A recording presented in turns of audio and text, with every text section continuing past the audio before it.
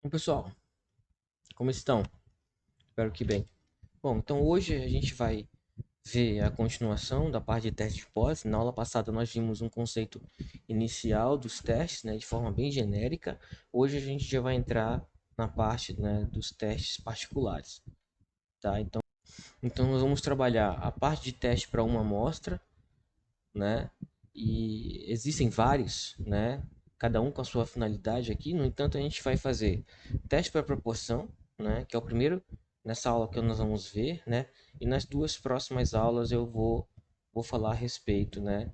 Da teste para média populacional com variância conhecida, né? E teste para média populacional com variância desconhecida, que é o famoso T-Student. Só que esse aqui é um teste T-Student para uma amostra só, né?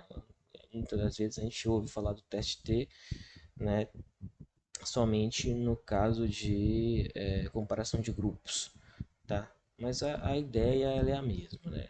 Quero testar acerca de uma afirmação, né? E o teste T-Student vem como uma boa ferramenta, boa alternativa, tá? Então, vamos lá, né? Então, vamos ver o teste de proporção aqui, né?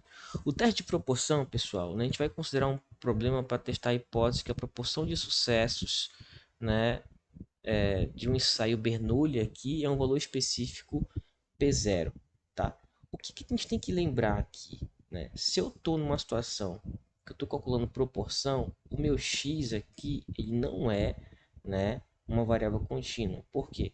Porque o meu x ele vai assumir ou 0 ou 1.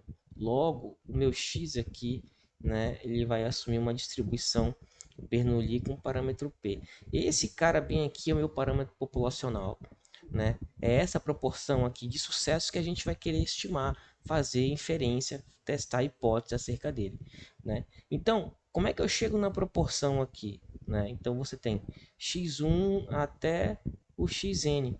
Cada um desses x1 e xn são Bernoulli, né, dessa variável aleatória populacional. Então, vai ser uma sequência de zeros e uns. No final das contas, né, a gente viu o caso de proporção amostral. Se não se lembre, dê uma olhada lá na proporção amostral, né? E a gente viu que a gente consegue calcular uma média, né, da proporção, e a gente tem um p-chapéu que é igual, né, à soma dos valores de x dividido pelo total. Isso aqui é uma proporção amostral.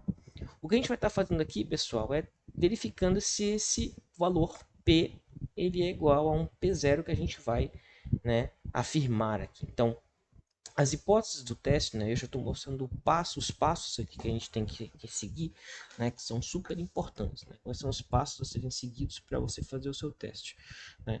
Você vai perceber daqui para frente, né, que muitas coisas vão ser muito redundantes. Né? Todos os testes vão ter a mesma ideia, né, desses testes mais conhecidinhos, tá? Então, é sempre definir todos os passos e tomar uma decisão acerca disso. É só isso, mais nada.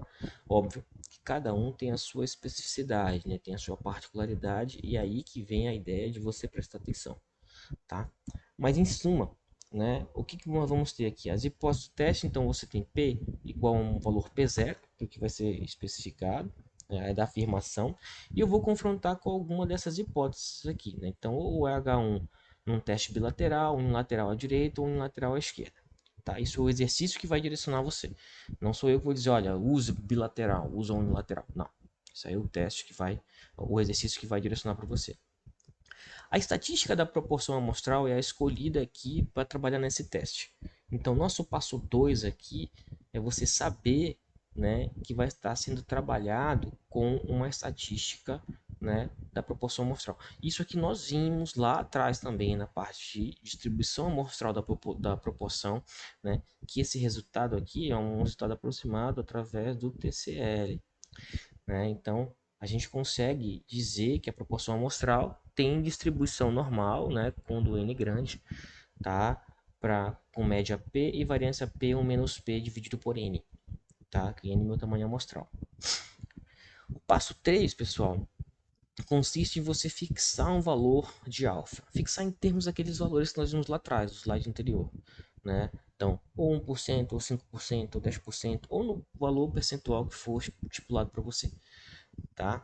E a gente vai construir a região crítica aqui, pessoal, né? A região de rejeição da minha hipótese H0, supondo que o H0 é verdade. Então, observe, né? Aqui no passo 2, eu sei que a verdade é P, tá?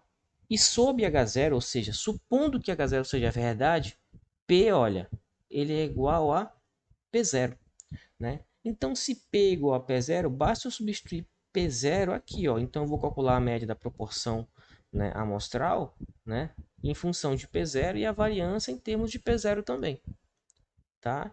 Então, esse é o nosso passo 3. Fixo o valor de alfa, né, e construo a minha região crítica supondo que H0 é verdade, tá? Dessa forma, a nossa estatística de teste, né, a estatística de teste, né, que a gente vai estar trabalhando aqui, ela é, na verdade, vai funcionar em função do valor que você estipular aqui, né, em H0. Tudo bem? Bom, então a nossa região crítica, chamando de RC, ela vai depender da nossa hipótese alternativa que está sendo considerada. Por exemplo, se for num caso bilateral, nós vimos os gráficos lá atrás, lembra daqueles 3 gráficos, né, no teste bilateral? Então, se o P chapéu pertence aos reais, né, ele for menor que um P1 aqui, que a gente vai encontrar, eu rejeito H0, ou eu rejeito H0 quando ele for maior que um P2, tá? Aqui, no caso unilateral à direita, se ele for maior que um P2 aqui, você poderia pensar no P1, tanto faz, né? P12 aqui. E no caso de um lateral à esquerda, quando o P for menor que um P1. Eu só peguei aqui porque já tinha o menor aqui e o maior aqui, eu usei igual, tá? Então, essa é a nossa forma de construir a nossa região crítica. Professor, toda vez eu vou ter que fazer isso? Né? Se você usar a região crítica, sim. Né? Eu vou mostrar uma estratégia mais na frente, né, que evita de fazer todo esse passo aqui, tá? Então, os passos 4 e 5 dependerão do valor da amostra. Então, a gente não tem um caso genérico para mostrar aqui, mas depois que você faz a região crítica, basta você confrontar com os valores amostrais e interpretar. Acabou. Né? Vamos lá para um exemplo para a gente ver como é que essas coisas funcionam, né? Como é que a gente vai entender esse exercício. Tá? Então, olha só.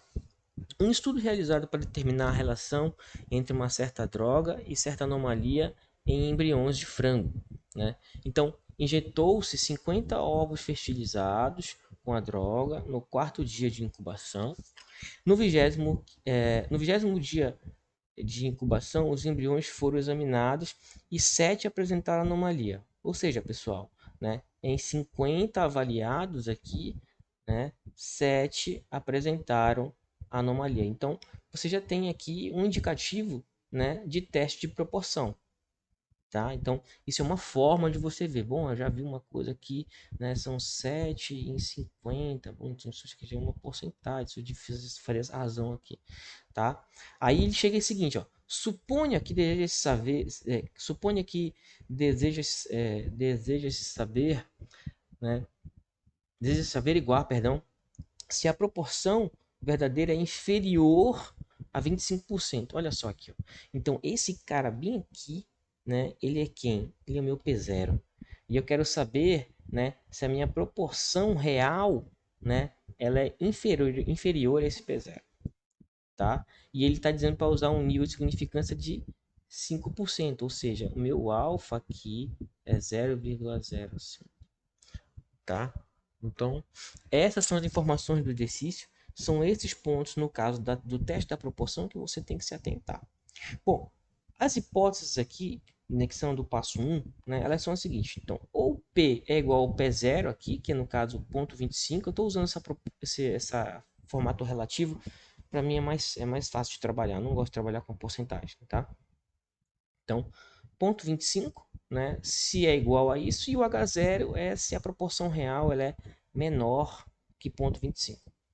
A estatística de teste que a gente vai estar utilizando é essa daqui, é da proporção amostral que nós vimos aqui, e eu estou colocando já o 50 aqui, ó, tá? Colocando o 50 bem aqui, né? Porque o meu N ele é igual a 50, foram 50 ovos fertilizados, tá? Então, esse meu alfa que a gente vai fixar aqui, ó, tá? É de 5%. E supondo que H0 é verdade, né? Então, se H0 é verdadeira, quer dizer que a proporção real, né, de anomalias que aparecem nos embriões é de 25%. Então eu vou substituir aqui, ó, 25%, 25%, 25%, onde eu tinha o P aqui, né? Passa a ser meu P0, tá? Fazendo essas continhas aqui, pessoal, principalmente no caso da variância, né? Então eu chego que a proporção amostral, né, dado que H0 é verdade aqui, tá? Ela é uma distribuição normal com média 25 e variância esse cara bem aqui, tá? 0,0037, tá? Agora nós vamos construir a nossa região crítica, né? É um ponto super importante que deve ser prestado bem atenção, tá? Então, ó, a região crítica aqui, né? Ela vai ser a seguinte: como eu estou num teste unilateral à esquerda, eu vou ter um P-chapéu, tal que o meu P-chapéu ele é menor que esse cara aqui, tá? E eu vou calcular uma probabilidade disso daqui, ó, né? Eu vou calcular uma probabilidade desse cara aqui, né? Que é o que eu tenho. Então, eu vou encontrar esse P1 aqui de tal forma, ó. Então, o meu alfa, né? Que é a probabilidade do erro tipo 1, ou seja, é a probabilidade dele pertencer à minha região crítica, ou seja, de eu rejeitar H0, dado, olha, que H0 é verdade. Isso aqui, eu só estou podendo escrever essa expressão aqui porque eu estou dizendo que o meu H0 é verdadeiro, né? Então, observe no slide anterior aqui, ó, né? Ó, tá aqui, ó. É sob H0 sendo verdade, né? Então eu tenho a minha probabilidade aqui, né, do meu alfa. Ou seja, o meu alfa aqui, pessoal, ó, né, se eu for substituir é 5%. Então eu estou calculando a probabilidade aqui, ó, né, do P ser menor que P1, sabendo que o P aqui, né, dado que H0 é verdade, e que P tem distribuição normal aqui, né, nesse caso aqui. Então, a gente está com um exercício muito parecido, né, com aquele que a gente fazia lá de distribuição normal.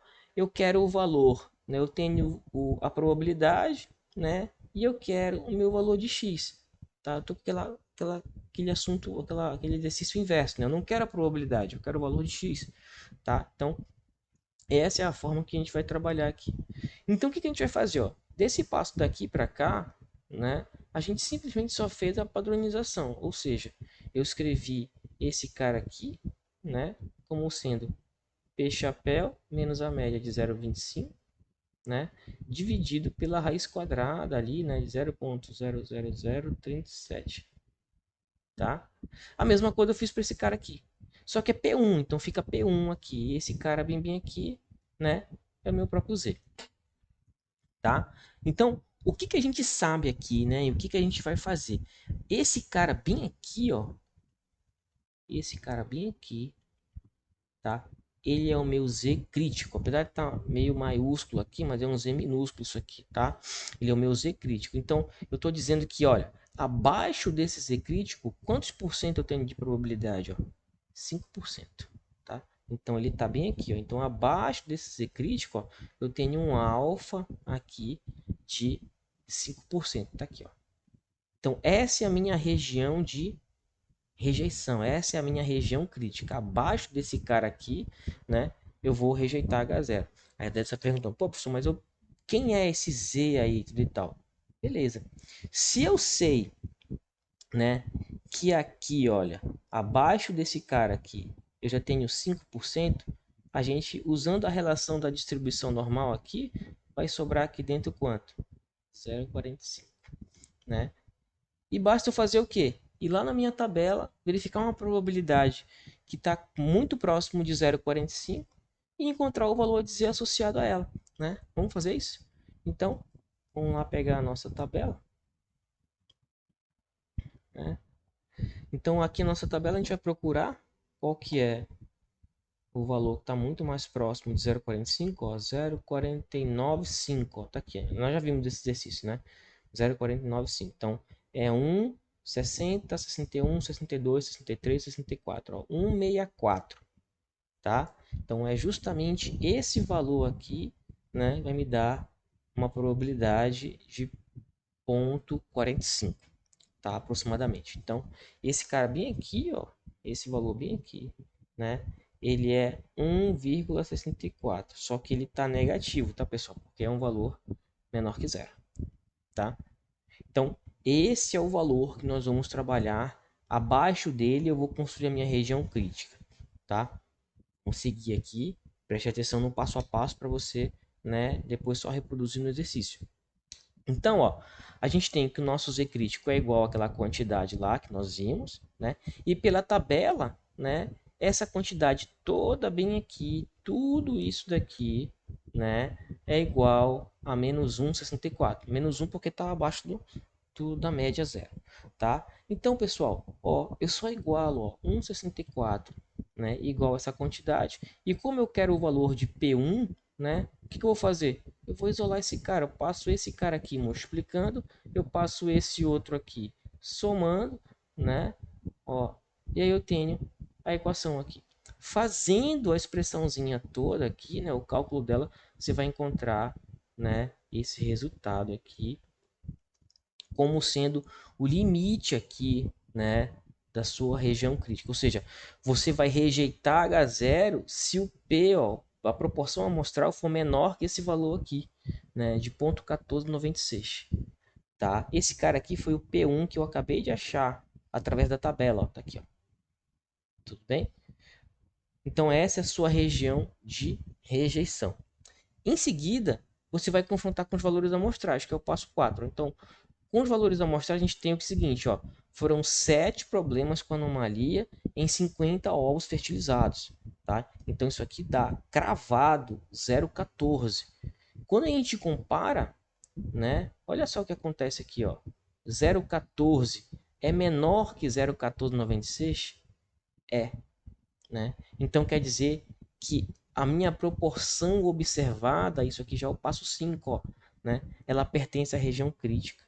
Então, se minha proporção observada na amostra pertence à região crítica, eu rejeito H0 a um nível de 5%. Tudo bem? Então, nesse caso aqui, a gente tem um indicativo, né, de que a proporção verdadeira da anomalia, né, da anomalia em embriões é inferior a 25%. Tudo beleza? Bom, pessoal, esse é o teste da proporção, né? Espero que tenha ficado entendido. Tem exercício na lista para você já bater um pouco de cabeça lá. Dá para entender e dá para fazer legal, tá bom? Bons estudos para vocês e até mais.